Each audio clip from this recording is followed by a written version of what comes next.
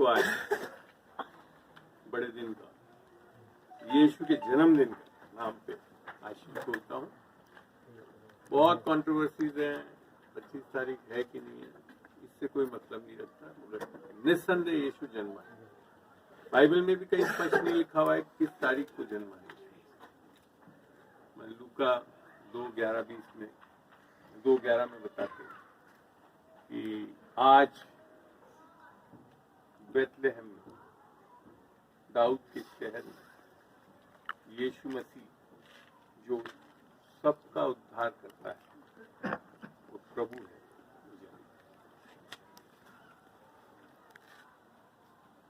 अक्सर हम लोग जब भी कोई भी कहीं से भी हैं, आप किसी भी क्षेत्र से हो, कहीं ना कहीं हम लोग ज्यादातर धर्म में चलते हैं और हम लोग अपने आप को धार्मिक बनाने में लगे रहते हैं। धार्मिक क्या है? कोई सोच के बता सकते हो धार्मिक क्या है? धार्मिक बनना क्या है? धार्मिक बनना और कुछ नहीं है, खराब चीज नहीं है, अच्छी बात है कि हम अपने बल से, अपनी सामर्थ्य से परमेश्वर को खुश करना चाहते हैं। क्या करना चाहते हैं? कोई सारा धर्म इसी से भरा हुआ है, कोई सा भी धर्म ले लो, यहाँ तक कि ईसाई धर्म में भी यही है कि हम क्या कर ले परमेश्वर। जब हम अपनी अच्छाइयों के भरोसे चलते हैं, उसे रिलीजियस जो बोलते हैं ना, बहुत कॉमन शब्द, मैं बचपन से सुनता आया हूँ। सबसे ज्यादा तो मजा आता था कि जब मेरे लिए लड़की ढूंढी जा रही थी तो बताया जाता था, अरे ये लड़की बड़ी रिलीजियस, दुआ बंदगी है। तो मैं तो कोई ऐसा दुआ बंदा नहीं करता था, 40 साल की उम्र तक तो बाइबल भी नहीं पढ़ी है। मेरे को बड़ा मुश्किल, मुझे नहीं आता था मैं कैसे जुड़ूंगा। मगर अब जब मैं प्रकाशन में आया हूँ प्रभु के वचन से, चीजों से, तब समझ में आया परमेश्वर, जैसे आज भैया ने बताया भी थोड़े दिन पहले कि हमको धार्मिक नहीं बनाने आया परमेश्वर। यीशु मसीह हमको धार्मिक नहीं बनाने आया, हमको आत्मिक बनाने आया। और इसके बारे में जब हम देखते हैं, विशेषकर जब हम आज मनन करना चाहता हूँ, बहुत आराम से सिखाऊंगा। समझना, कहीं पे भी आपको इच्छा हो कुछ पूछना हो उसके बारे में, तो विषय में छोटा सा हाथ कर लेना, मैं आपको मौका दे दूंगा, आप क्या पूछना चाहते। जब इस प्रॉब्लम को मैं देखते हैं संसार में, आप देखते हैं हर बहुत सारे धर्म है, तो धर्मों में कोई खराबी नहीं है। विशेषकर धर्म की पुस्तकों में तो है ही नहीं। आप अगर निचोड़ निकालेंगे धर्म की पुस्तकों से तो यही निकलेगा कि अच्छे काम करो, बुरे काम मत करो। सारे धर्म का यही, अगर सही में कोई भी धर्म है तो। और उसी आधार पे धर्म की पुस्तकें लिखी गई है कि कहीं ना कहीं हम में कुछ ना कुछ कमियां दिखती, कहीं ना कहीं हम गलतियां करते हैं, पाप करते हैं। तो हमारे को धर्म की पुस्तकों में जो है वो ये शिक्षा दी जा रही है कि हमको ये सब चीजें छोड़ के ये चीजें करनी है। अर्थात माँ बाप की आदर करना है, झूठ नहीं बोलना है, अच्छी शिक्षा है, कोई गलती नहीं, वो है। परमेश्वर चाहता ही यही है कि हम लोग ऐसे चलने वाले हों। मगर वहां पे जो प्रॉब्लम वो यही है कि उससे हम लोग क्या बन जाते हैं? धार्मिक बन जाते हैं, आत्मिक नहीं बनते। ये है प्रॉब्लम। अल्टीमेटली आप जब एंड ऑफ द डे देखोगे, ये सब चीजें करने के बाद कुछ ना कुछ कमियां हैं आपके अंदर, कुछ ना कुछ बुराइयां हैं, और कुछ नहीं है तो आसपास में आपकी इतनी बुराइयां लगती है कि वो आपको परेशान कर देती है। तब दिमाग में एक चीज आती है। और ये भी बता दूं मैं, आप जब तक धार्मिक इस तरह से रिलीजियस बनने की कोशिश करेंगे, अंत में ऐसी हालत हो जाएगी आपके हृदय में, इतनी कठोरता आ जाएगी कि आप परमेश्वर को मानना भी बंद कर दो। है, बहुत जन को देखा है, नहीं कोई परमेश्वर नहीं है, कुछ नहीं, ये सब बकवास। और यही चाहता है, ये चाहता है आत्मिक जगत में जो है दूसरा जो है, जो कि शैतानी ताकत है, वो यही चाहता है कि हम सच्चे परमेश्वर के पास नहीं जाए, और उसके लिए जो कुछ कर सकता है वो करने की कोशिश करता है, और सबसे ज्यादा धर्म में चलाने की कोशिश करता है। हो सकता है बुरा भी लगे मेरी बातों को, मगर वास्तविकता में बता रहा हूँ यही।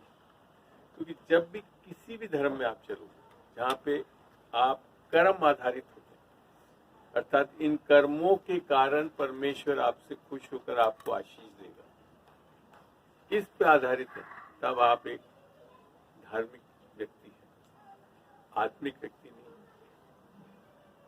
ये आज मैं आपको बताना चाहता हूँ। आत्मिकता इस पे आधारित नहीं है कि आप क्या करें, आत्मिकता इस पे आधारित है कि यीशु मसीह इस संसार में आया और उसने मानव जाति, धर्म के लिए नहीं आया, ईसाइयों के लिए नहीं आया, ऐसा कहीं नहीं लिखा। यीशु मसीह जगत के लिए आया, जगत में सब लोग आ गए, सारे प्रकार के धर्म आ गए, इसके लिए आया ताकि वो आपको आत्मिक बना सके। और वो आत्मिक इस आधार पे नहीं बनाता है कि आप कुछ करें, उसने जो कुछ कर दिया आपके लिए, यीशु मसीह ने जो कुछ पूरे संसार के लिए, जगत के लिए किया, उसके आधार पे, उसको कबूल करने से, उस पे विश्वास करने से, उसे अपना उद्धारकर्ता प्रभु ग्रहण करने से आप पाप के बंधन में से निकलते हैं। क्योंकि सबसे मुख्य कारण यीशु मसीह का आने के लिए, जब हम पढ़ते हैं बिना मत्ती 1:21 पढ़े, मत्ती 1:21 पढ़े, अगर मिल जाता। वह पुत्र जनेगी, यहाँ लिख रखा मरियम के लिए कि वह पुत्र जनेगी, और तू उसका नाम यीशु रखना, और उसका नाम यीशु रखना, क्योंकि वह अपने लोगों का उनके पापों से उद्धार करेगा। अब इसको पढ़ते हुए ऐसे दिमाग में आता है लोगों का, अच्छा अपने लोगों का मतलब ईसाई है, ऐसे ही लगता है ना कि बाइबल है ईसाई धर्म वाले, ऐसा नहीं लिखा। अपने लोगों का मतलब, क्योंकि परमेश्वर हमारा सृजन करता है, हम सब परमेश्वर से सृजित हैं, चाहे वो किसी भी धर्म के। उन लोगों का कहाँ से क्या करेगा? पापों से उद्धार करेगा। पापों से, बहुत अच्छा लगता है इसमें हिंदी शब्द, उद्धार करेगा, अर्थात बचा लेगा, निकाल लेगा। उद्धार क्या है? उद्धार के लिए धर्म में जब हम चलते हैं, तो जैसे मैं बता रहा हूँ धार्मिक, तो हम अपने बल से, अपनी सामर्थ्य से कोशिश करते हैं। तो जब हम अपने कर्मों के आधारित पे उद्धार चाहते हैं, तो हम उद्धारकर्ता कौन हो गया हमारे लिए? कौन? हम खुद हो। ये है धर्म की प्रॉब्लम। धर्म ने हमारे को यही सिखाया है, कोई सा भी धर्म उठा कर, कि ये चीजें गलत कर रहे हो, इनको सही करो, और ये सही चीजों को करो, विश्वास लाओ, पवित्र बनो, ताकि परमेश्वर से ले सकते हो, जुड़ सकते हो, सब कुछ। ये धर्म अपने आधार पर चलना, और यही सबसे बड़ी भूल है जिसके कारण लोग आत्मिक नहीं होते।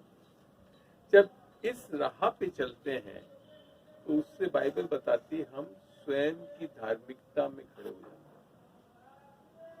अपने अच्छे कर्मों के आधार पे जब हम परमेश्वर से जुड़ना चाहते हैं, तो उसे बोलते हैं स्वयं की धार्मिकता। बाइबल में लिखा है इसके बारे में, पढ़ते हैं। रोमियो 10:3 पढ़ना।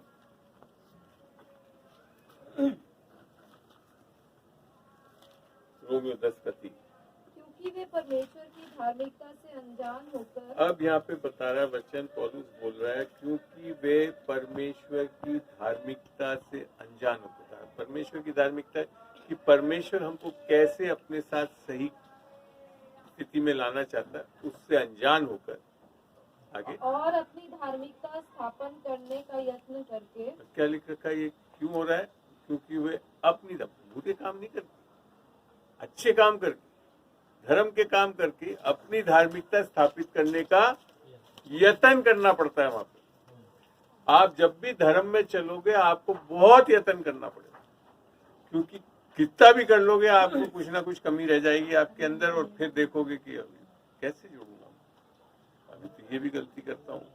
कोई आकर आपको बोल देगा अच्छा खाली 2 घंटे प्रार्थना करता हूँ, मैं तो 8 घंटे करता हूँ, तो आपकी दिक्कत आ जाएगी। फिर तो मैं 8 घंटे जब तक नहीं करूंगा तो धार्मिक नहीं बन सकता। बुरे काम नहीं करने की बात कर रहा है बाइबल बोलता है अपने स्वयं की धार्मिकता स्थापित करने का यत्न समझते हैं शब्द, प्रयास लगे हुए। तो देख लो आप अगर देखोगे लोग बाग कीलों पे सोते हैं, ठंडे ठंडे पहाड़ों पे बैठ के यत्न कर रहे हैं। ईसाई धर्म में भी है, जर्मनी फलाना में कोड़े खा रहे हैं, क्रूस उठाकर चल रहे हैं। ऐसी बात नहीं, ईसाई धर्म भी ऐसी है जैसे बाकी धर्म। लोग ऐसी कोशिश करते हैं कि हम ऐसा करेंगे तो परमेश्वर हमसे खुश हो जाए। ये सबसे बड़ी दुविधा। पूरा आगे पढ़ना, प्लस का 3 में पढ़ रही है।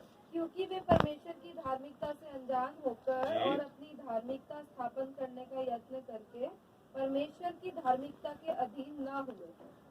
क्या लिखा है? परमेश्वर जिस तरह से धर्मी बनाना चाहता है उसके अधीन बनाते ही, इसके लिए आत्मिक नहीं हो पाते। अब जब मैंने ये चीज देखी और पढ़ा बाइबल से, जब समझ में आया कि लोग दुनिया में यही कर रहे हैं, हम कुछ अच्छे काम कर रहे हैं, पाठ पढ़ लें, सुबह नहा लें, और मैंने सब चीज देख रखी। मेरे पास में मंदिर, उसके जो पुजारी थे बेचारे, ठंड हो गर्मी हो, सुबह 4 बजे ठंड में भी करके नहा धोकर सब करके सारा मंत्र करते, फिर भी कुछ नहीं। और सबसे बड़ी प्रॉब्लम देखता था मैं, उन्हीं का पोता कहीं से वो सुबह जाकर टॉयलेट में बैठ के सीधा वहां मंदिर में घुस जाता था। जिस रफ्तार से वो मंत्र जपते थे उससे भी तेज गालियां निकलती थी। AK-47 फायरिंग देखी आपने? मैंने चलाई भी सुबह सुबह, और बिल्कुल शांत, पूरे सब जगह सुनाई देता था पंडित जी क्या करते। तब मेरे को बड़ा ताज्जुब होता था कि एक पंडित जी सुबह सुबह प्रार्थना करना चाहते हैं और हालत क्या हो गई, ये कहाँ चला गया भैया, ये क्या बदलाव है? तो हम सोच, कई बार अभी हम लोग जब संसार में चलते हैं तो सोचते हैं नहीं आजकल की जो फिल्में आ गई हैं और आजकल जो ये वातावरण हो गया, सांसारिक चीजें हो गई, इसके लिए हम बुराई करते हैं। यही कॉमन चीज है। बच्चों को भी टीवी मत देखो, टीवी के कारण बुराई नहीं। बुराई को जब बाइबल में से पढ़ोगे, जब समझ में आएगा कि बिल्कुल अलग जगह है। खोलिए मरकुस 7:20।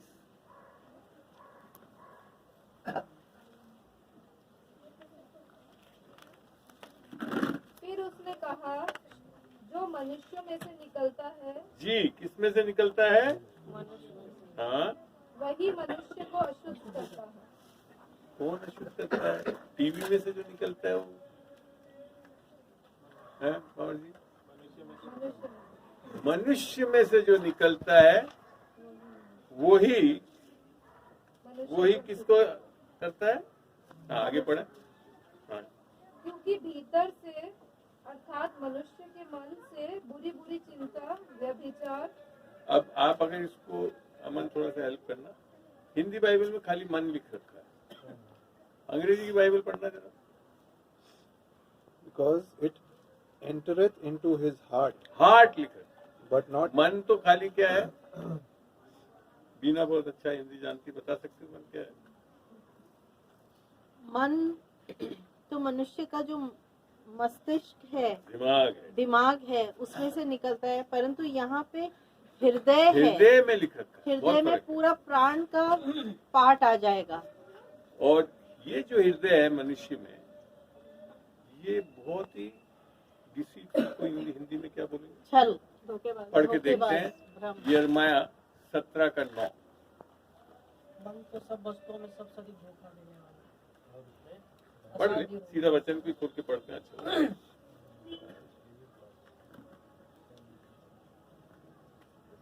प्रभु बोलते हैं इसमें से मत पढ़ाना, छोड़ो।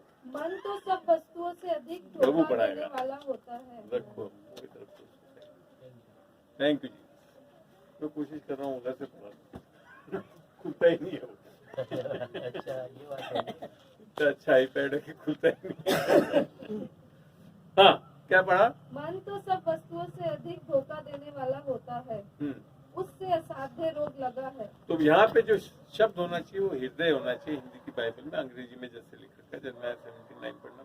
The heart is deceitful above all things Above all things, and desperately wicked. and desperately wicked, माने बहुत ही ज्यादा। इसी को वापस अपन चलते हैं, जहाँ लूका में पढ़ रहे थे, मरकुस में। मरकुस में 7 का 20 ही पढ़ा था, आगे तक पढ़े 2-3 वर्सेस। फिर उसने कहा, जो मनुष्य में से निकलता है जी। वही मनुष्य को अशुद्ध करता है, हम्म, क्योंकि भीतर से अर्थात मनुष्य के मन से बुरे बुरे विचार, व्यभिचार, चोरी, हत्या, परिस्त्रीगामी, लोभ, दुष्टता, छल, लुचपन, कुदृष्टि, निंदा, अभिमान और मूर्खता निकलती है। ये सब बुरी बातें क्या लिखा था? भीतर अच्छी ही बातें। से ये सब बुरी बातें भीतर ही से निकलती हैं और मनुष्य को अशुद्ध करती हैं। अब बात सुन, राज कहाँ है अशुद्धता का? और हम कोशिश क्या करते हैं? बाहर से साफ करने की, हैं? नहा धोकर सुबह सुबह मंत्र जप लिया या बाइबल पढ़ ली तो हम शुद्ध हो जाएंगे। नहीं हो सकता, कितना भी कोशिश करें। और आप ये सोचो ये सारी तो नहीं है, 1-2 ही चीजें हैं। बाइबल में लिख रखा है, पापों की नहीं लिख रखा, पाप की मजदूरी। ये लिख रखा है रोमियो 6:23। पाप की मजदूरी मृत्यु। फिर समाधान कैसे होगा? वहीं देखते हैं 6:23 में पढ़ते हैं, रोमियो 6:23। क्योंकि पाप की मजदूरी तो मृत्यु है, परंतु यहाँ पे एक ऑल्टरनेटिव दे रहा है बाइबल। ये सब हालत तो आपकी हो गई, और ये करने वाला भी कौन है? आप स्वयं नहीं है, अभी बताऊंगा मैं। हाँ, 6:23 पढ़ना पूरा। परंतु परमेश्वर का वरदान हमारा प्रभु यीशु के में अनंत जीवन है। तो यीशु मसीह को इतना हल्का मत ले लेना कि खाली एक बार परमेश्वर है। वही है जो इस जगत के पापों को हर सकता है और इस बुराइयों को निकाल सकता है आपके अंदर से। आपके पास और कोई समाधान नहीं है, कितना ही जप कर लो, कितना ही, यहाँ तक कि आप वचन को रट लो, तब भी कुछ नहीं सुधरेगा। मगर वचन जो स्वयं यीशु मसीह, वचन जो है वो स्वयं यीशु मसीह, निसंदेह हर धर्म में वचन को बहुत अहमियत दी है। हिंदू धर्म में भी जैसे वो मानते हैं कि पहला वचन जो था ओम करके शुरू करा, पर बाइबल में ये खाली जहाँ स्पष्ट होता है कि वचन एक व्यक्ति है। वचन वचन ही नहीं है, खाली बोलना ही नहीं है, एक व्यक्ति है, जिसके बारे में पढ़ते हैं यूहन्ना 1, सुसमाचार यूहन्ना 1:1 से पढ़ेंगे।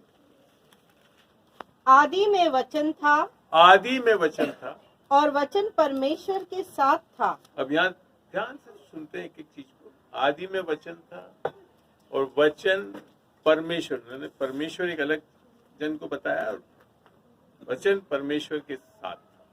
आगे, और वचन परमेश्वर था। अब और भी स्पष्ट कर दिया कि वो एक परमेश्वर तो था, मगर उसके साथ वचन भी परमेश्वर था। आगे, यही आदि में परमेश्वर के साथ था। यही वचन आदि में परमेश्वर के साथ था। सब कुछ उसी के द्वारा उत्पन्न हुआ। अब आपको साथ तक समझ में आता है कि परमेश्वर यीशु मसीह जब बता रहा है तो सबके लिए बता रहा है, किसी ईसाई विसाई के लिए नहीं। सारा उत्पन्न करना, सृजने वाला, चाहे धर्म तो बाद की बातें हैं, मनुष्य जाति को सृजने वाला कौन था? ये वचन था। और जो कुछ उत्पन्न हुआ उसमें से कोई भी वस्तु उसके बिना उत्पन्न नहीं हुई। अब इस सत्य को आप, इसके लिए मैं बोलता हूँ क्योंकि बाइबल के बारे में जब हम पढ़ते हैं ना, धर्म की पुस्तकों में मैंने बताया ना कि गलती नहीं है, अच्छी चीजें ही लिखी हुई, मगर अक्सर धर्म की पुस्तकों में जब आप संदर्भ देखेंगे तो वो आपको नेचुरल हिस्ट्री, जो क्या बोलेंगे नेचुरल हिस्ट्री, इतिहास जो है, संसार का इतिहास है, उसके लोगों का और उससे कोई संबंध ही नहीं होता।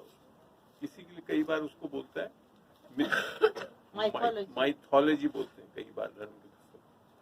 पर बाइबल एक ऐसी पुस्तक लगी है मेरे को जिसमें सारा संदर्भ, चाहे वो राजा सुलेमान हो, दाऊद हो, और कोई हो, सीजर जो राजा था उस टाइम में, ये सब बाइबल में भी बता रखा है।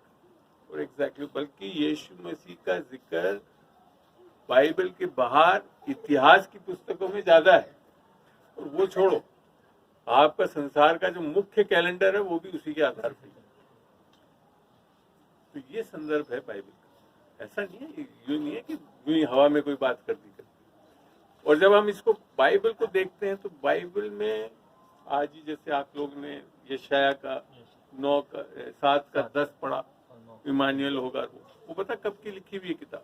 यीशु मसीह के आने के लगभग 1000 साल पहले लिखी हुई, 750 या 800 साल पहले लिखी हुई है। और उस टाइम का भविष्यवक्ता है यशाया, आत्मा में होकर यीशु मसीह के बारे में बता रहा है। पर तब भी आपको यीशु नाम पुराने नियम, बाइबल पुराना नियम नया नियम उसमें मिलेगा नहीं, मगर उसका जिक्र कई बार हुआ। और वो सारा जिक्र जब भी हुआ है वो नए नियम में आकर पूरा हो। तो भविष्यवाणी है ये किताब कोई ऐसे नहीं है कि किसी ने सोचा और उसकी सोच से लिखी। बाइबल के लिए बड़ा स्पष्ट लिख रखा है। जब तीमुथियुस पढ़ते हैं कि ये सारा पवित्र शास्त्र पढ़ना 3:17, दूसरा तीमुथियुस 3:17, दूसरा तीमुथियुस 3:17, पहले 16। संपूर्ण पवित्र शास्त्र परमेश्वर की प्रेरणा से रचा गया है। संपूर्ण पवित्र शास्त्र, ये पूरी बाइबल एक जन ने नहीं लिखी, वैसे बहुत जन है इसमें, राजा हैं, चरवाहा हैं, मर्डरर्स हैं, सब कोई। मगर किसके द्वारा लिखा है? संपूर्ण शास्त्र, संपूर्ण पवित्र शास्त्र परमेश्वर की प्रेरणा से रचा गया है और उपदेश और समझाने और अब देखो बहुत सुधारने। अच्छी चीज लिखी बाइबल, इसके लिए मेरे को बहुत अच्छी लगी। समझाने, सुधारने, धार्मिकता की शिक्षा के लिए। ये आपकी धार्मिकता की शिक्षा नहीं बता रहा है, बेसिक धार्मिकता जो आत्मा में पाने के बाद उसकी शिक्षा के लिए, और ताकि परमेश्वर का जन सिद्ध बने और हर एक भले काम के लिए तत्पर हो जाए।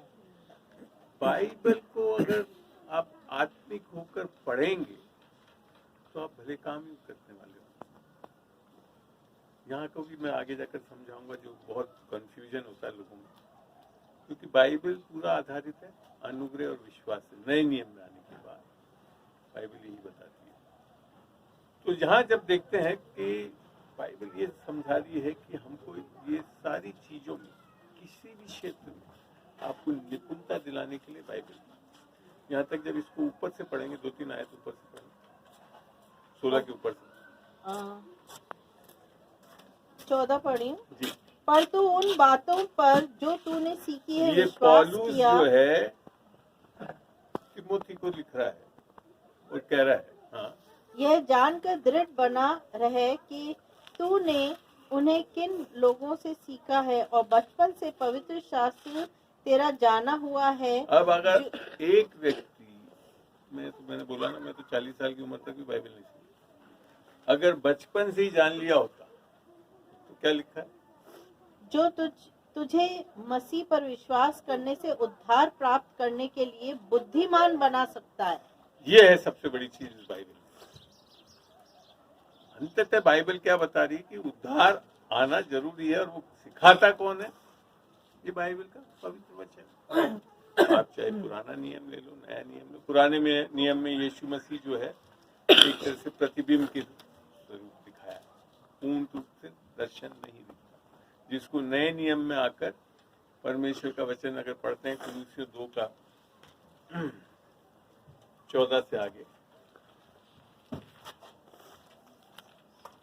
तो कई लोग बोलते हैं मेरे से कि अच्छा और- पुराना नियम पढ़ना ही नहीं चाहिए, ऐसा नहीं है, पूरी बाइबल को पढ़ना बहुत जरूरी है। और विधियों का वह लेख जो हमारे नाम पर और हमारे विरोध में था मिटा डाला और उसे क्रूस पर कीलों से जड़कर सामने से हटा दिया है। आगे बढ़ो। और उसने प्रधानताओं और अधिकारों को ऊपर से उतार कर उनका खुल्लम खुल्ला तमाशा बनाया और क्रूस के द्वारा उन पर जय जयकार की ध्वनि सुनाई। ये तो व्यवस्था में चलना, उसके टाइम में लोग सही नहीं हो पाए, तो उसके बारे में अब थोड़ा सा आगे से करें। इसलिए खाने पीने अब आप देखिए क्या क्या लिखा है। इसलिए खाने पीने या पर्व या नए चांद पर्व या नए चांद या सब के विषय में तुम्हारा कोई फैसला न ये करे। सारी चीजें धर्म में मिलती है। उदाहरण के तौर पे पूरा मुस्लिम जो रिलीजन है वो चांद के ऊपर चलता है, और इवन पुराने नियम में जितने भी यहूदी लोग थे, यहाँ तक कि आज भी चांद के आधारित कैलेंडर है। फिर क्या लिखेगा, खाने पीने, धर्मों में आधे से ज्यादा धर्मों में यही प्रॉब्लम है, ये मत खाओ और ये खाओ, और ये भी था पुराने नियम में भी था। परमेश्वर ने बोला था ये चीजें खाओ, ये नहीं खाओ, ये सब था। तो आगे क्या लिखा, पर तुम्हारा कोई फैसला न करे, क्योंकि ये सब वस्तुएं आने वाली बातों की छाया है। ये सब पुराने नियम में जो भी था, सारे धर्मों में भी था, ये सब क्या है, आने वाले वस्तु की छाया है। अर्थात क्या छाया, और आगे क्या लिखा भैया, और पर मूल वस्तुएं मसीह की है। पर मूल वस्तु मसीह की है। आगे बस खत्म। कोई मनुष्य आत्महीनता और स्वर्गदूतों की पूजा करके तुम्हें दौड़ के प्रतिफल से वंचित न करे। ये भी करने लगते हैं। आपको बाइबल में बताऊं, योना जो था, जब प्रकाशित वाक्य लिख रखा था, तो एक बार जाकर दंडवत कर दिया उसने स्वर्गदूत,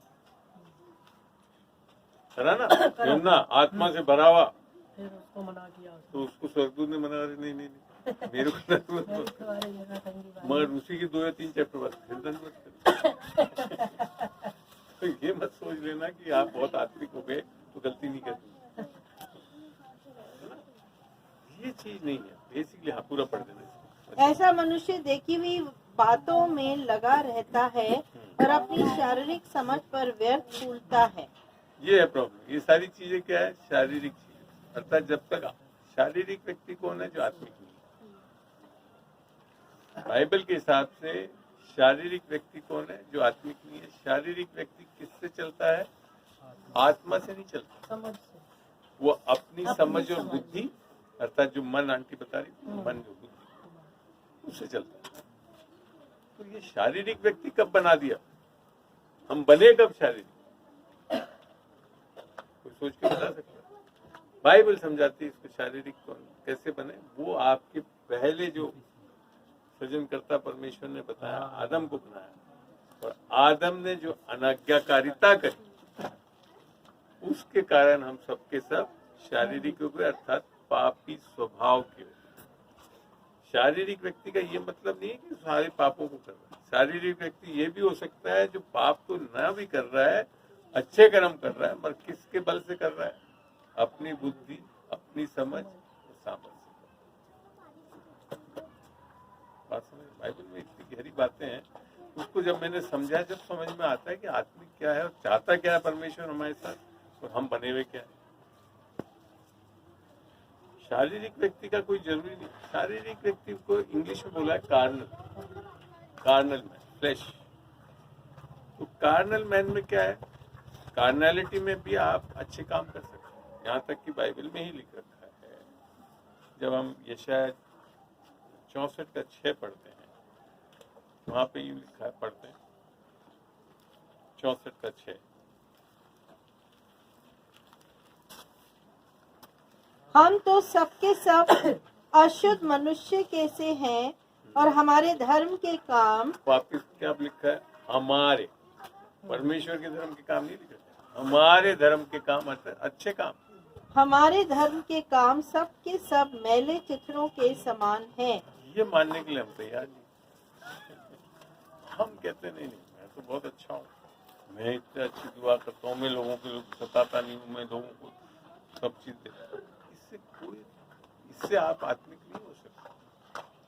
आत्मिक होने का बड़ा क्लियर कर रखा है बाइबल। आत्मिक होना मतलब परमेश्वर की आत्मा को पाना, और यह खाली बाइबल में नहीं, सारे धर्म में रिक्वायरमेंट है। क्योंकि आपने हिंदू में मोक्ष बोलते हैं, मुसलमान में निजात, अंग्रेज सैल्वेशन बोलता है, बाइबल उद्धार बोलती है। अब आप ये बोलो नहीं बाइबल में लिखा हुआ होगा, ऐसा नहीं, सारे धर्म की पुस्तकों में लिख रखा है सबको आत्मिक होना है, अर्थात उद्धार पाना है, बच नहीं है आप। अगर आप, ये अलग बात है कि आपने अगर अपने धर्म में चलते हुए आपने अपनी धार्मिक किताब को पढ़ा ही नहीं है, पता ही नहीं पड़ेगा।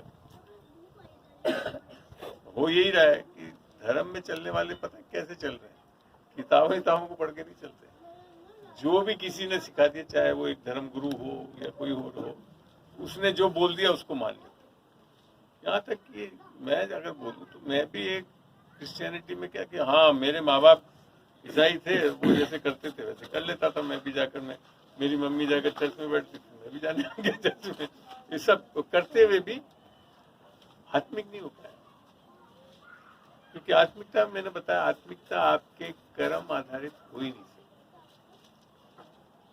और ऐसा होता तो उसका मतलब है कि स्वयं की धार्मिकता से हम आत्मिक हो जाते। तो बाइबल में बहुत अच्छा वचन है जो पौलुस ने बताया, पढ़ते हैं गलतियां 2:21।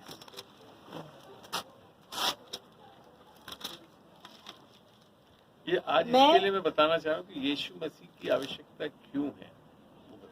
जी पढ़े।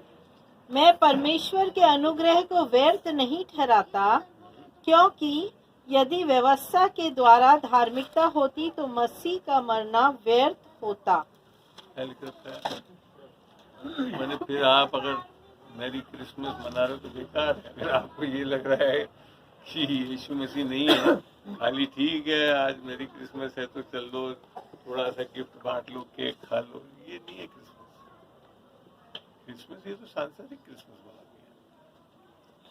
आपको जैसे मैंने बताया अभी बाइबल में बड़ा क्लियरली है भी नहीं कि यीशु जन्मा क्यों तारीख, मगर ये स्पष्ट लिख रखा है यीशु जन्मा है। तो उस दिन समाचार दिया गया तो वो भी पढ़ के देखते हैं, लूका का 2:10 के आगे,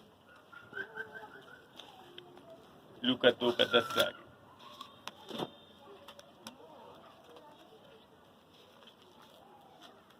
तब स्वर्गदूत ने उनसे कहा, मत डरो। कौन दे रहा है स्वर्गदूत। मैसेज? जब यीशु जन्म रहा है, ये नहीं है कि CNN दे रहा है या दूरदर्शन दे रहा है, ही नहीं। किसने दिया? स्वर्गदूत ने दिया। आगे ओरिजिनल आकाशवाणी हुआ। थैंक यू जीसस, बहुत बढ़िया बोले। पढ़े हैं। मैं तुम्हें बड़े आनंद का सुसमाचार सुनाता हूँ। सबसे पहली चीज क्या बताई? आजकल तो क्या कोई डरा है। आनंद का है, यहाँ है आनंद का सुसमाचार। क्या है? जो सब लोगों के लिए होगा। किसके लिए होगा?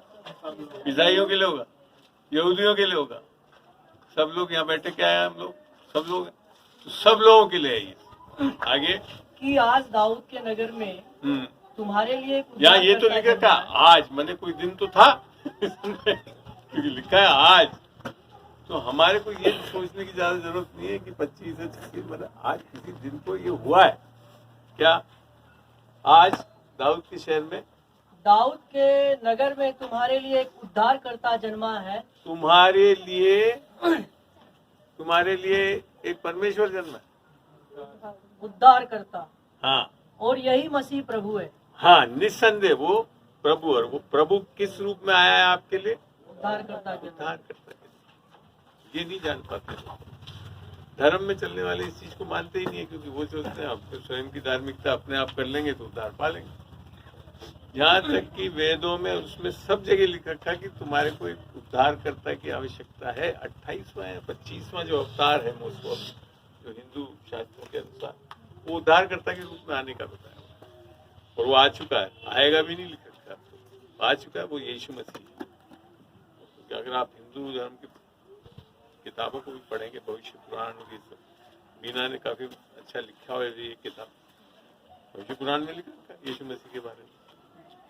इस पुत्रम च मा विद्धि कुमारी गर्भसंभवम् ईसा मसीह इति च नाम प्रतिष्ठितम्। आपको हिंदू धर्म भैया बता दो, अच्छा लगे, धीरे धीरे बोलो। इस पुत्रम च मा विद्धि कुमारी गर्भसंभवम् ईसा मसीह इति मम नाम प्रतिष्ठितम्। वहाँ ईसा मसीह ही लिख रखा है, वो नाम भी लिख रखा है किसी का। जी पर थोड़ा सा उसको खड़े होकर बता। हाँ इधर आया तो रिकॉर्डिंग में भी आएगा, अच्छा लगेगा मुझे। ये आप अब जाने वाले हो ऑल द वर्ल्ड। उसमें भविष्य पुराण में इस प्रकार से लिखा हुआ है, इस पुत्रम च मा विद्धि कुमारी गर्भसंभवम् ईसा मसीह इति च मम नाम प्रतिष्ठितम्। ठीक है, कि वो परमेश्वर का पुत्र होगा और कुमारी के गर्भ से उत्पन्न होगा। और उसके बाद में लिखा है कि श्वेत वस्त्र कत्रम, है ना, वो श्वेत परिधान धारण किए होगा। बलवान राजा गौरांग श्वेत वस्त्र कत्रम, मतलब वो अत्यंत बलवान होगा। जैसे बोलते प्रभुता उसके कांधे पर होगी, तो वो अत्यंत बलवान होगा, श्वेत परिधान धारण किए हुए होगा। ये आप प्रकाशित वाक्य में पढ़ेंगे, यीशु मसीह का दर्शन ऐसे ही दिखा रखा है कि श्वेत कपड़ों में होगा और उसके बाल सुनहरे होंगे, ये दिख रखा है जी। तो ये सब चीजें तो भविष्य पुराण में काफी कुछ लिखा हुआ है। मैं जो मेरे को फिर थोड़ा सा मजबूर होना पड़ा पढ़ने के लिए। मैंने कहा ये जो आपके यीशु मसीह के बारे में ऐसे बिना बता सकते कि कुरान में 25 बार है कुछ 25 बार यीशु मसीह के बारे में लिखा है, पवित्र रूह से। हाँ, और उसके बारे में यही लिखा था, वो पवित्र रूह से, पाक रूह से जन्मा होगा, पैदा होगा, रूहुल कुदूस होगा उसके साथ, पवित्र आत्मा होगा। तो आपको मेन धर्म के पुस्तकों में यीशु मसीह के बारे में बाकायदा नामजद लिखा हुआ है। बाइबल में मेरे को बाकी धर्म के भगवानों के नाम हम कहीं नहीं दिखा।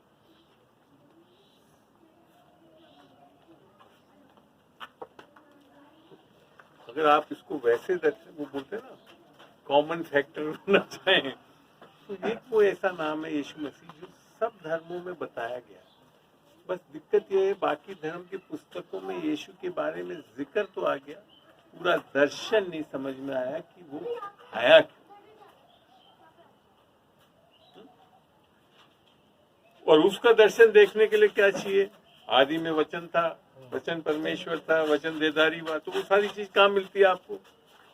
पूर्ण रूप से उसकी हिस्ट्री बाइबल में ही मिलती है। इसके लिए बाइबल पढ़ना बेहतर हो, है ना? बाइबल पढ़ के उसका क्या यहाँ लिखा का उद्धार के लिए उसमें सिखाता है बाइबल। और उद्धार बाइबल में जो लिख रखा है वो कर्मों पे आधारित नहीं लिख रखा है। कर्म से कभी भी उद्धार नहीं हो सकता। अर्थात उद्धार माने परमेश्वर के साथ जस्टिफाइड हो जाना, अर्थात रिश्ता हो जाना, जिसे मोक्ष, जैसे वो धर्म भी बता रहा है। वैसे उदाहरण के तौर पे जब मैं समझाता हूँ, अगर आप हिंदू धर्मशास्त्र के हिसाब से भी चलेंगे, जब मोक्ष की बात आती है तो वहाँ यही लिखा है, जब आपकी आत्मा जाकर परमात्मा से एक हो जाए उसे मोक्ष बोलते। वही चीज बाइबल में भी लिखी हुई। जब हम पढ़ते हैं पहला कुरिन्थियों 6:17 पढ़ना, वहाँ यूँ लिखा है जो प्रभु के साथ संगति करता है वो उसके। अब फर्क ये है कि अगर आप हिंदू धर्मशास्त्र के हिसाब से चलेंगे तो उसमें ऐसा प्रतीत होता है कि हमारे मरने के बाद वो प्राप्त हो रहा है। उससे बेहतर तरीका विकल्प यहाँ लिख रखा है कि जीते जी आप पा सकते हो और जान जाओगे। क्योंकि कैसे जान जाओगे? आत्मा के द्वारा। क्योंकि लिखा है वो एक आत्मा हो जाती है, परमेश्वर की आत्मा की छाप लगती है, सुसमाचार के आधार पे लगती है। पढ़ते हैं इफिसियों 1:12। इसका अंकल एक और श्लोक है संस्कृत में, बोले आप बोले तो बता दें। आइए इधर आकर एक श्लोक है उसमें लिखा है, न योगेन न सांख्येन न कर्मणा नो न विद्या ब्रह्मात्मैकत्व बोधेन मोक्ष सिद्धते नान्यथा। समझा न योगेन न सांख्येन न कर्मणा, मतलब न योग से, है ना, न यज्ञ से, न किसी प्रकार के कर्म कांड से हमें मोक्ष मिल सकता है। न हिंदू योगेन धर्म में। न सांख्य, सांख्य भी एक पुस्तक है, उसके द्वारा भी नहीं हो सकता है। और न विद्या, है ना, बहुत ज्यादा विद्या अर्जित कर ले, वेद विद्या हासिल कर ले तो भी मोक्ष नहीं मिलेगा। बट ब्रह्मात्म बोधेन मोक्ष, मतलब कि उस जीवात्मा का परमात्मा के साथ एकत्व बोध से मोक्ष सिद्ध हो जाता है, आमीन, और आमीन, किसी आमीन, प्रकार से सही नहीं बात। होगा। जो बाइबल बताती है कि जब तक परमेश्वर की आत्मा नहीं मिलेगी तो हम आत्मिक नहीं। जो चीज बाइबल में बहुत अच्छी तरह पौलुस ने समझाया, पढ़ते हैं रोमियो 8:9 पढ़ के देखते हैं। रोमियो 8:9। परंतु जबकि परमेश्वर का आत्मा तुम में बसता है, मैंने परंतु जबकि मैंने सब में है नहीं, एक समय है जबकि परमेश्वर का आत्मा तुम में बसता है, मैंने एक टाइम है जब बसेगा वो। आगे तो तुम शारीरिक दशा में नहीं परंतु आत्मिक दशा में हो। अब समझ में आया। अन्यथा क्या है, आप मैं अगर इस बाइबल को बगल में दबा लूं तो आत्मिक नहीं होता। मैं अगर कोई चौगा, इसका ये मतलब नहीं कि सफेद चौगा पहने हुआ आत्मिक नहीं है। अगर यीशु मसीह को पा लिए तो हो गए मगर ये चीजें पहन ले या मैं अगर क्रूस टांग लूं तो उससे आत्मिक नहीं हो सकता। जो धर्म सिखाता है, धर्म यही सिखाता है, ये चीजें कर लो, ऐसे वस्त्र पहन लो, फलाना कर लो तो आप। तो मैं वो जो बोल रहा था ना, बड़े स्पिरिट, वो क्या आत्मिक नहीं आत्मिक तो नहीं बोल, रिलीजियस है, रिलीजियस। तो बहुत रिलीजियस देख लिए मैंने और मैं इसके लिए घबराता नहीं हूँ क्योंकि मेरे परिवार में मैंने बहुत देखे हैं, पादरी से लेकर सब लोग, तब भी वो प्रभु को नहीं जानते, आत्मिक नहीं हो पाए। बाइबल में आपको बता दो इतनी बड़ी किताब नहीं है। आपकी आज की इंजीनियरिंग की और डॉक्टर की किताबें पूरे रट लेते हैं लोग। आप अगर और किसी धर्मों में चले जाओ तो वहां तो पूरा कलाम बच्चे जानते हैं। बाइबल को रटने से आप उद्धार नहीं पाते। वहां लिखा हुआ है उद्धार करता कौन है, उसके पास आना जरूरी। और बाइबल में यीशु मसीह ने भी शायद बताया, पढ़ना है यूहन्ना 5 का 30-32 ऐसे कुछ होगा, पढ़ना नहीं ये 39 पढ़। तुम पवित्र शास्त्र में ढूंढते हो। क्या लिख रखा है, क्योंकि ये चीजें भी मैं इसके लिए देख चुका हूँ। मैं अपने ईसाई भाइयों के साथ रहा हूँ, सुबह शाम सारा पवित्र शास्त्र ढूंढते रहते हैं। तो क्या लिखा आगे, क्योंकि समझते हो कि उसमें अनंत जीवन तुम्हें मिलता है, और यह वही है जो मेरी गवाही देता है। फिर भी तुम जीवन पाने के लिए मेरे पास आना नहीं चाहते। ये है वो यीशु मसीह। बाकी तो ये क्या, बाइबल लिख के भी परमेश्वर ऊपर से डाल सकता था मगर करना क्या था, यीशु मसीह को देह में आना था, तो यीशु मसीह के पास आपको जाना है, यीशु मसीह को ग्रहण करना है, तब जाकर आप आते। इसके आगे बहुत अच्छी चीज लिखी, वो भी पढ़ के बताता हूँ जो धर्म में लोग करते हैं। जी पढ़े। मैं मनुष्य से आदर नहीं चाहता, परंतु मैं ये बड़ा अजीब लगता है। यीशु मसीह बोले हम सारे धर्म में चलने वाले बहुत आदर करने में लगे। ये नहीं कह रहा हूँ कि आदर नहीं करना चाहिए, मैं आज बहुत आदर करता हूँ प्रभु की सच्चाई को जानता हूँ। आगे, परंतु मैं तुम्हें जानता हूँ कि तुम में परमेश्वर का प्रेम नहीं। मैं अपने पिता के पास से आया हूँ और तुम मुझे ग्रहण नहीं करते। क्या नहीं करते? ये है प्रॉब्लम। उद्धार का प्रॉब्लम यही है। यीशु मसीह को जब तक आप ग्रहण नहीं करोगे, आप पूरी बाइबल रट लो, उल्टा लेट के जैसे भी पढ़ लो, कर लो, और तकियों के नीचे रख लो, उससे कुछ नहीं फर्क पड़ने वाला। पहला इम्पोर्टेंट स्टेप एक मनुष्य को जो इस पृथ्वी पे जन्म चुका है, क्योंकि वो पापी जन्मा है, अर्थात पापी स्वभाव है, देह में है, उसको आत्मिक नहीं। पढ़े आगे। यदि अन्य कोई अपने ही नाम से आए तो उसे ग्रहण कर लोगे। मैं एक दिन सोच रहा था, घर में पहले चलता था, आए पादी साहब आए, प्रीच कर दिया, बाइबल पढ़ दी, सब कर दिया, सब कुछ। हाँ पादी साहब बड़ा अच्छा वचन हो रहा है। क्या लिखा आगे इधर? तुम जो एक दूसरे से आदर चाहते हो और वे वो पाजी आदर साहब ने भी बोला, अरे ब्रदर आप बहुत अच्छे हो, आप मीटिंग कराते हो, आप बड़े सोचते हो। जो एकाएक परमेश्वर की ओर से नहीं है नहीं चाहते। वापिस पढ़ पूरा। तुम जो एक दूसरे से आदर चाहते हो हम्म, और वह आदर जो एकमात्र परमेश्वर की ओर से है नहीं चाहते, हम्म। किस प्रकार विश्वास कर सकते हो? किस प्रकार विश्वास में जाकर बैठ जाओगे, कॉन्फ्रेंसेस में जाकर बैठ जाओगे कि हाँ मैं आत्मिक हो जाऊंगा? यीशु मसीह जब तक आपके जीवन में, आपके हृदय में स्थान नहीं पाए, कहीं किसी की आप आत्मिक नहीं हो सकते। ये एक बहुत बड़ा चीज है जो धर्म ने सिखा दिया हमको कि हम अच्छे कर्मों पे, अपनी धार्मिकता पे, अरे बाइबल में मैं तो कई बार सोचता हूँ प्रभु आपको तो कोर्ट में खड़ा कर देना। लूका 18:9 से पढ़ के देखो।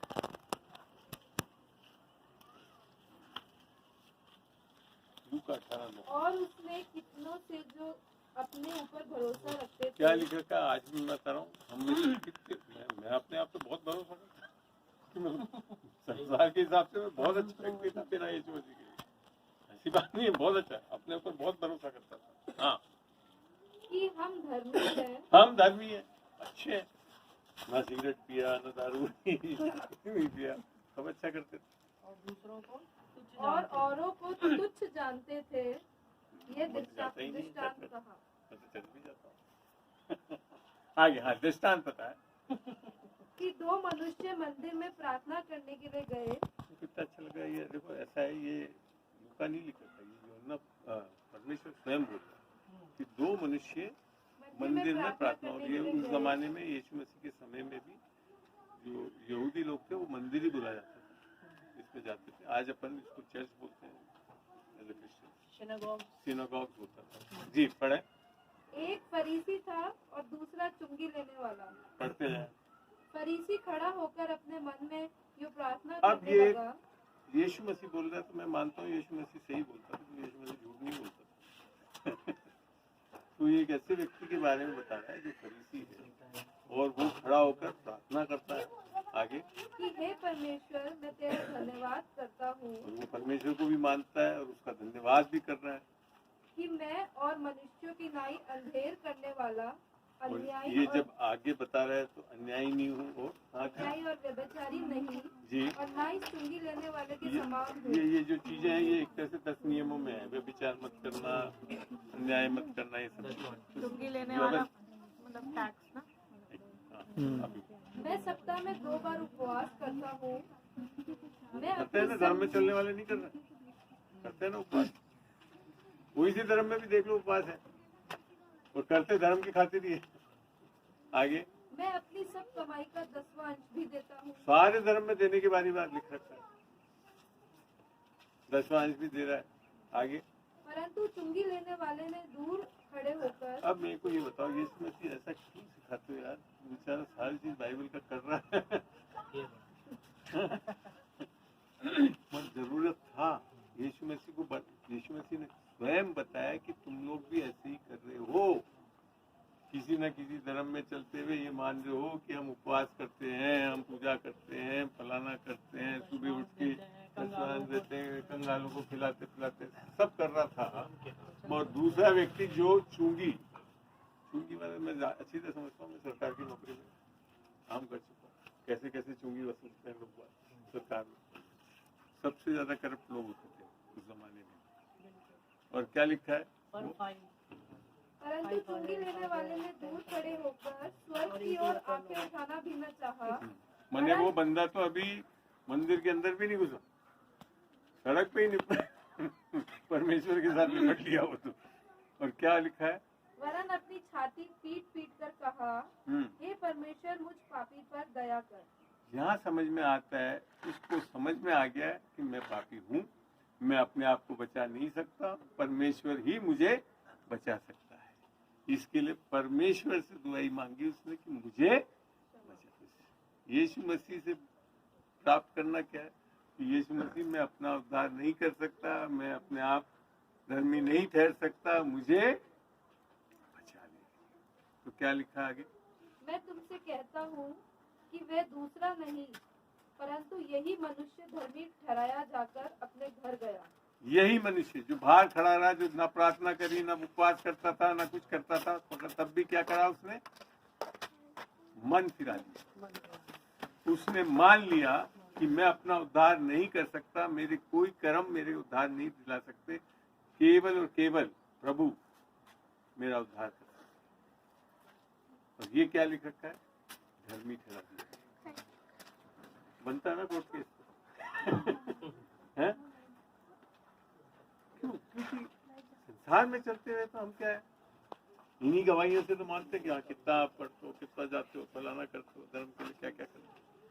नहीं, मैं परमेश्वर के लिए आपके कर्मों पे आधार से धर्मी नहीं कर सकते। इसको बार बार बाइबल में बता भी रखा है।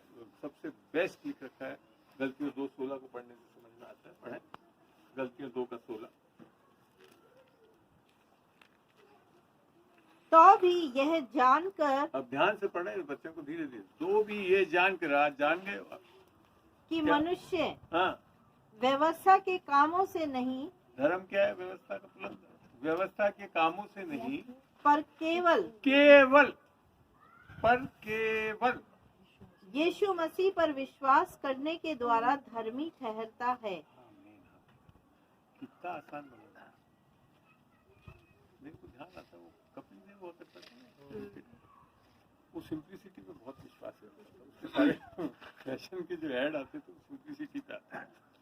ऐसी यीशु मसीह का संदेश भी बहुत सिंपल, केवल। मगर हम क्या है, इसके साथ बहुत चीजें जोड़ने लगते, उसको बहुत ल्यूक्रेटिव बनाना चाहते कर्मों के आधार पर। पढ़ देना उसको पूरा और आगे।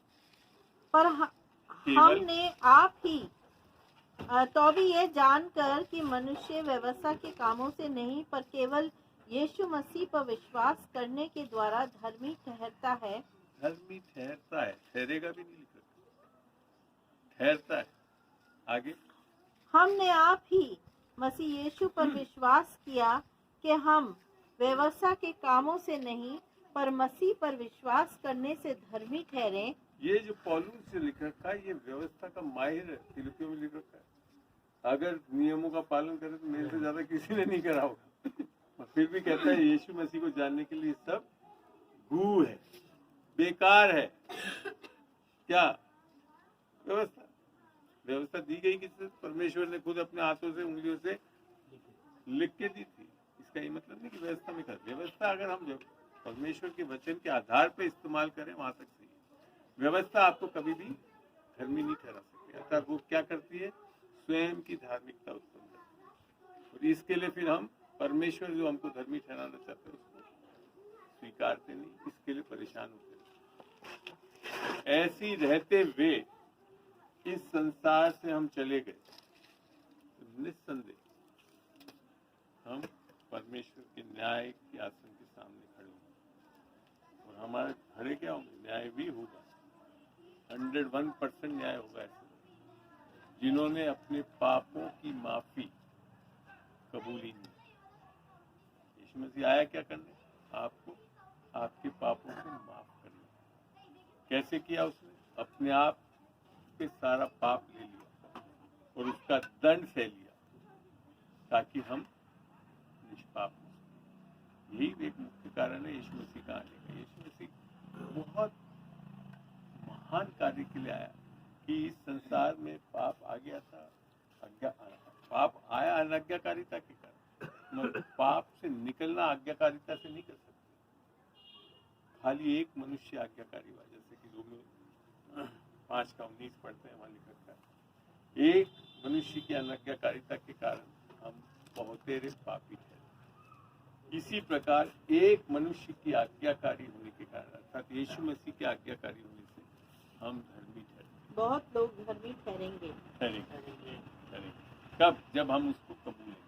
वो कर गए इसके कारण धर्मी नहीं ठहरते, हो सकते हैं, पर कब? जब हम उसको अपनाएंगे, उस दान को लेंगे। जैसे एक गिफ्ट अगर मैं देना चाहूँ परमेश्वर यीशु मसीह आ चुका है, उद्धार दे चुका है, दान दे चुका है, ये देना चाहता है। क्या ये इनका हो गया? कब होगा? होना तो यार लेंगे, वापस दे देना। तब होगा। ये चीज नहीं स्वीकारते। अच्छा अगर आ गया तो फिर हमारा उद्धार हो जाना चाहिए, नहीं, क्योंकि बाइबल में लिख रखा है, यूहन्ना 1:12-13-14 में पढ़ना कि जितनों ने उसे ग्रहण किया उनको परमेश्वर के संतान होने का अधिकार है। वो जब तक नहीं करोगे नहीं होगा। कर चुका है, ये अनुग्रह है, मगर होता कब है अनुग्रह? जब हम इसको विश्वास से, अपने बल से नहीं, हमारे बहुत प्रार्थनाओं से नहीं, मगर ये विश्वास करके क्योंकि उसने कर दिया है, हम ग्रहण कर लेते हैं, तब जाकर ये आदान प्रदान होता है। जैसा कि 2 Corinthiयों 5:21 में लिखा है, पढ़े कोई? 2 Corinthiयों 5:21, क्योंकि परमेश्वर कर रहा है हमारे उद्धार, आप और हम नहीं कर सकते। जो पाप से अज्ञात था, बाइबल में लिखा है जो पाप से अज्ञात था, एक ही मनुष्य था जो पापी नहीं रहा। इस बाइबल में लिखे हुए सारे मनुष्य, संसार में सब लोगों ने पाप कर रखा है। एक ही मनुष्य है जो पाप से अज्ञात था, आगे वो है यीशु मसीह। उसी को उसने हमारे लिए पाप ठहराया। ये है काम यीशु मसीह का। यीशु मसीह का जन्म इसके लिए इम्पोर्टेंट है कि वो आया इसके लिए ताकि जगत के पापों को वो उठा सके। हाँ, उसने पाप ठहराया, ये परमेश्वर कर रहा है कि हम उसमें होकर परमेश्वर की धार्मिकता बन जाए। हम उसमें होकर, जब हम यीशु मसीह को अपना उद्धार करता प्रभु कहते हैं तो हम उसमें होते हैं, तो हम क्या हो जाते हैं? फिर धर्मी ठहरा दिए जाते हैं। ये है दान।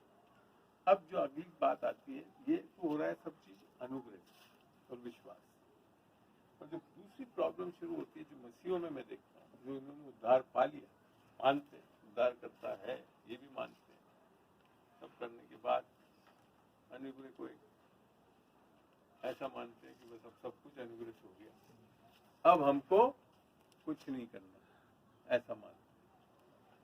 अक्सर मैंने देखा मसीह सब कुछ परमेश्वर ने अनुग्रह, बीच भी यही कर रहा हूँ कि यीशु मसीह के द्वारा सब कुछ अनुग्रह विश्वास से।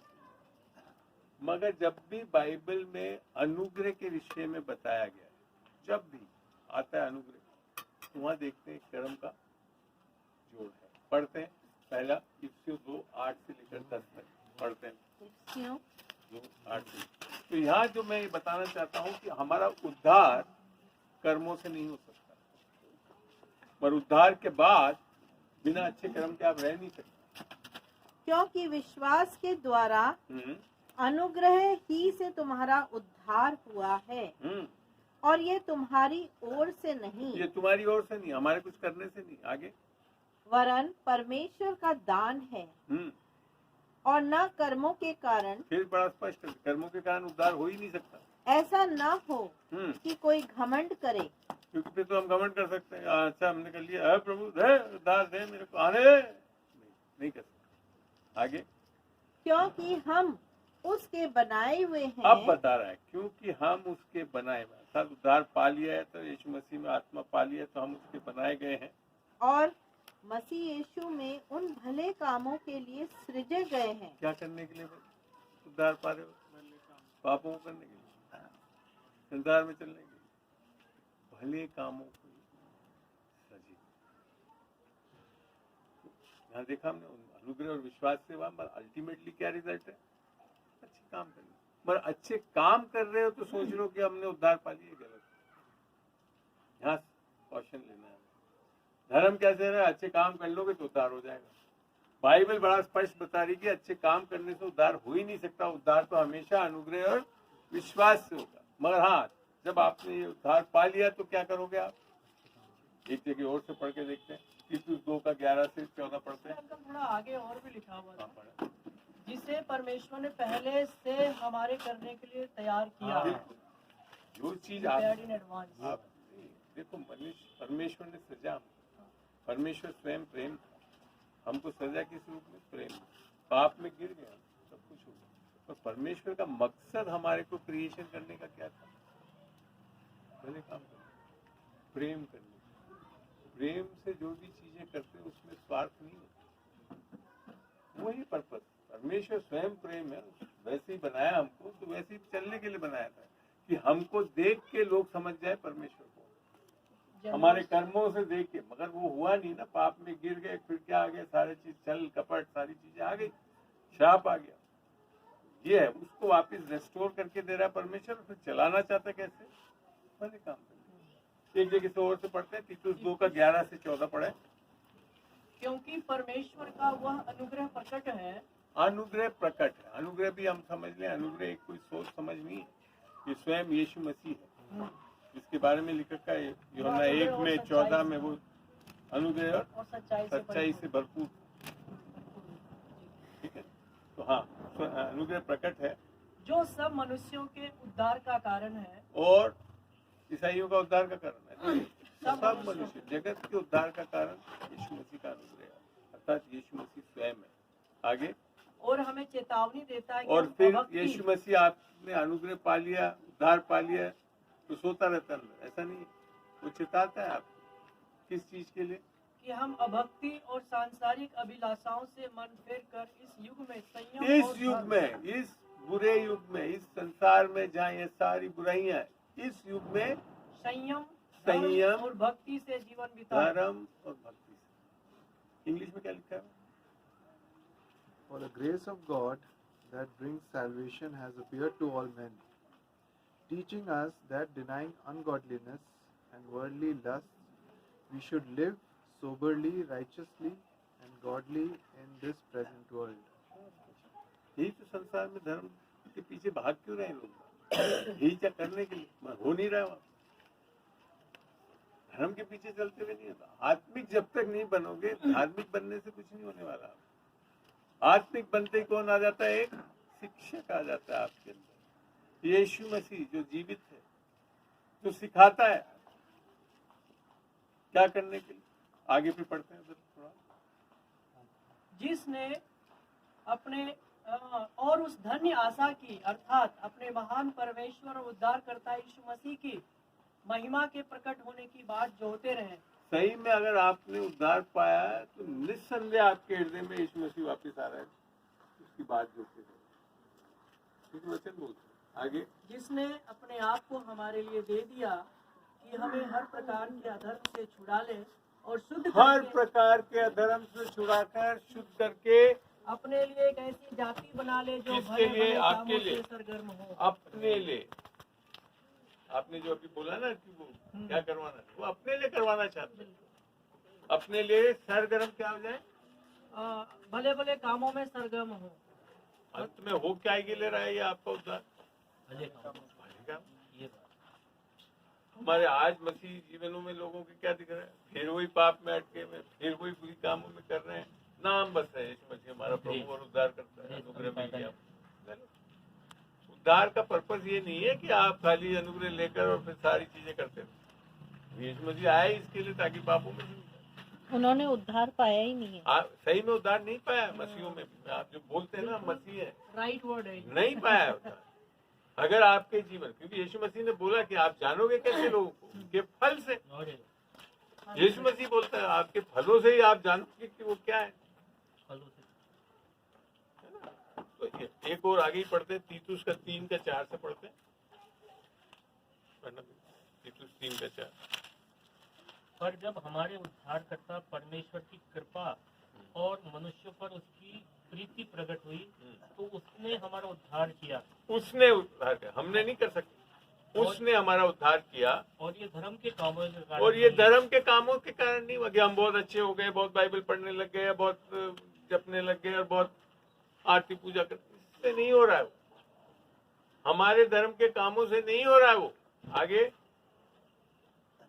जो हमने आप किए, हाँ, पर अपनी दया के अनुसार हाँ, नए जन्म के स्नान नए जन्म के स्नान और पवित्र आत्मा के हमें नया बनाने के द्वारा हुआ।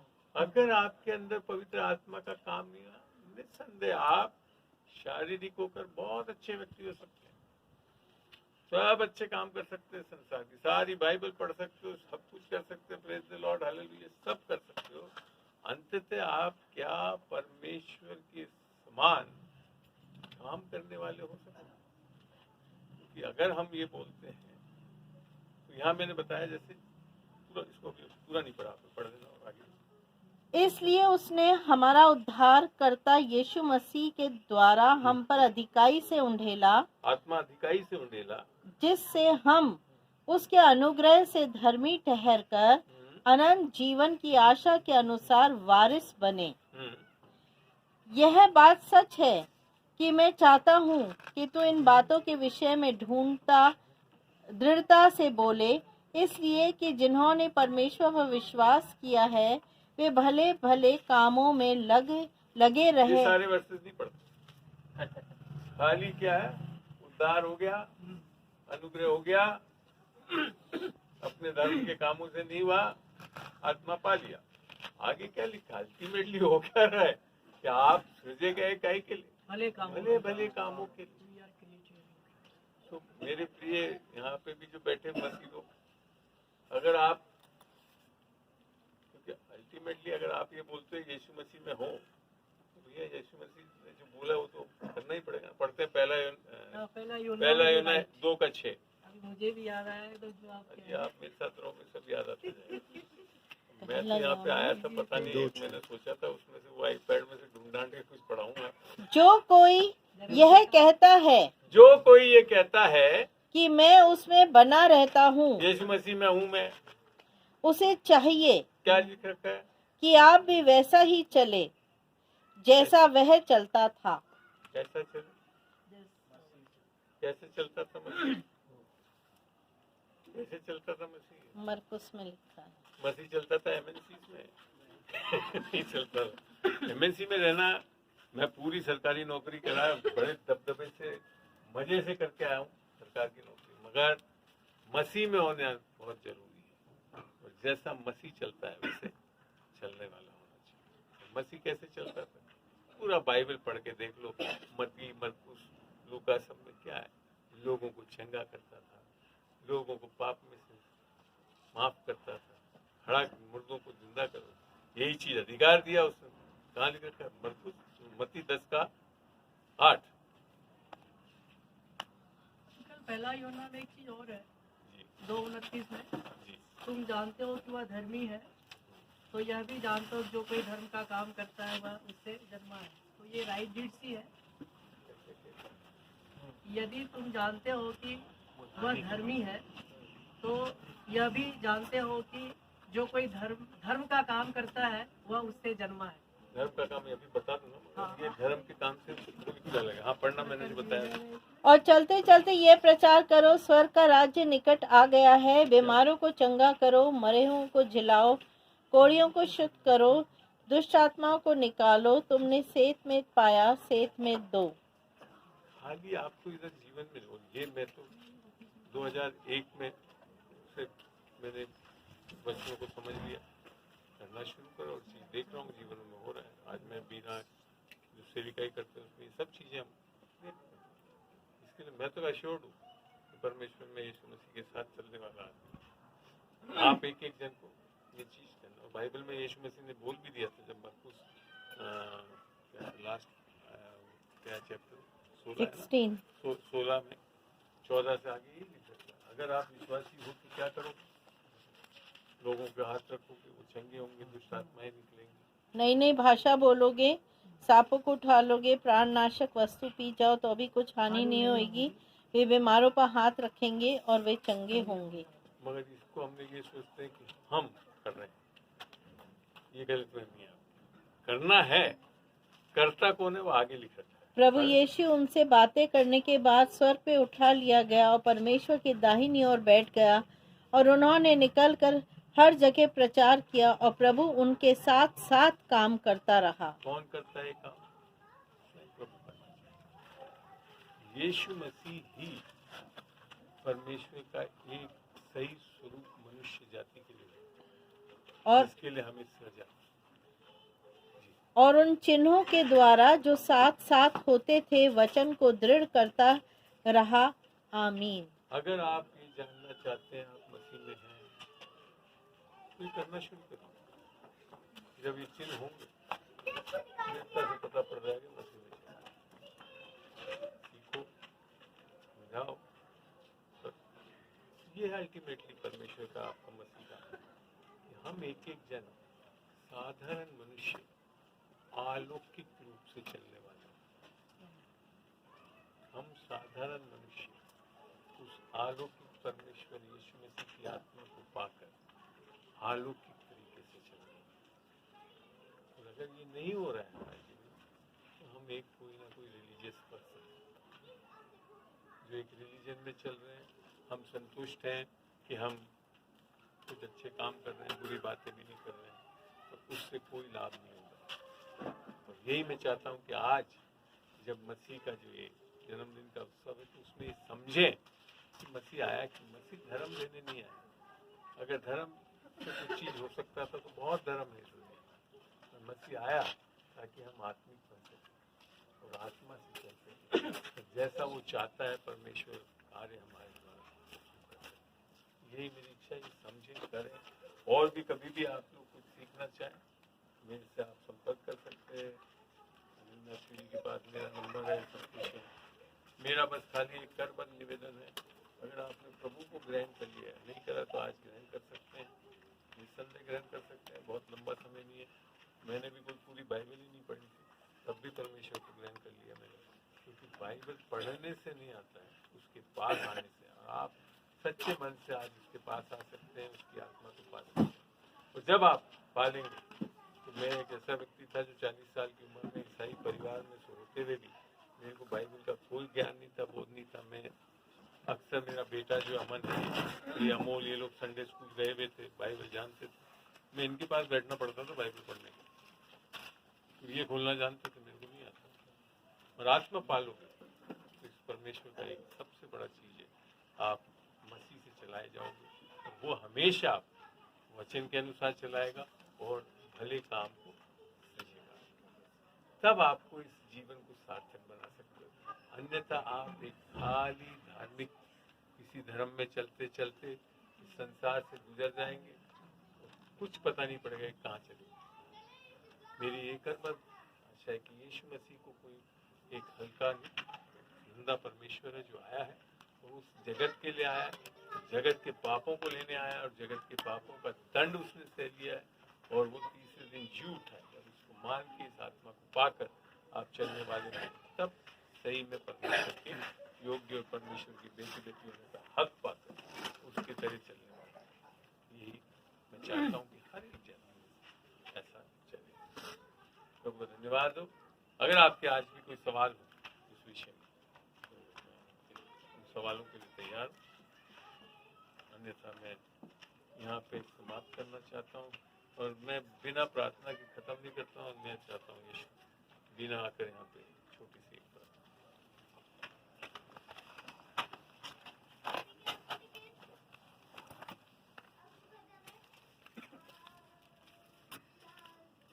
आइए प्रार्थना करें।